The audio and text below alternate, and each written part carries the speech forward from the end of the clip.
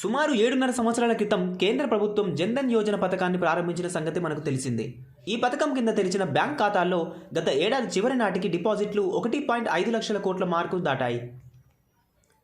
ఆర్థిక మంత్రిత్వ శాఖ డేటా ప్రకారం 44.23 కోట్లకు పైగా ప్రధానమంత్రి జన్ధన్ యోజన ఖాతాల్లో మొత్తం బ్యాలెన్స్ డిసెంబర్ చివరి 2021 నాటికి 1,50,939.36 కోట్లుగా ఉంది. ఈ పథకాన్ని 2014 ఆగస్టు 15న ప్రధాని నరేంద్ర మోదీ స్వతంత్ర దినోత్సవ సందర్భంగా ప్రకటించారు.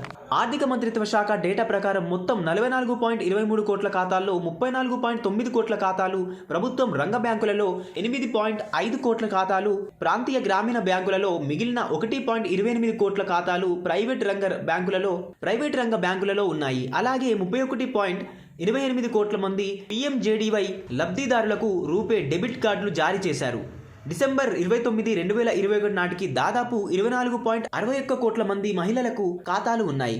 ఈ పథకం మొదటి సంవత్సరంలో 17.90 కోట్లు PMJDY ఖాతాలు తెరవబడ్డాయి. రిజర్వ్ బ్యాంక్ ఆఫ్ ఇండియా మార్గదర్శకాల ప్రకారం జన్ధన్ ఖాతాలతో సహా బేసిక్ సేవింగ్స్ బ్యాంక్ డిపాజిట్ ఖాతాల్లో కనీసం బ్యాలెన్స్ నిర్వహించాల్సిన అవసరం లేదు. డిసెంబర్ 8, 2021 నాటికి మొత్తం సున్నా బ్యాలెన్స్ గల ఖాతాల సంఖ్య 3.65 కోట్లు. ఈ ఖాతాలలో మొత్తం జన్ధన్ ఖాతాలలో 8.3% దిగువ మధ్య తరగతి పేద కుటుంబాలకు చెందిన వారు జీరో బ్యాలెన్స్తో బ్యాంకుల్లో అకౌంట్లను తెరవడానికి ఉద్దేశించినదే ప్రధానమంత్రి జన్ధన్ యోజన పథకం.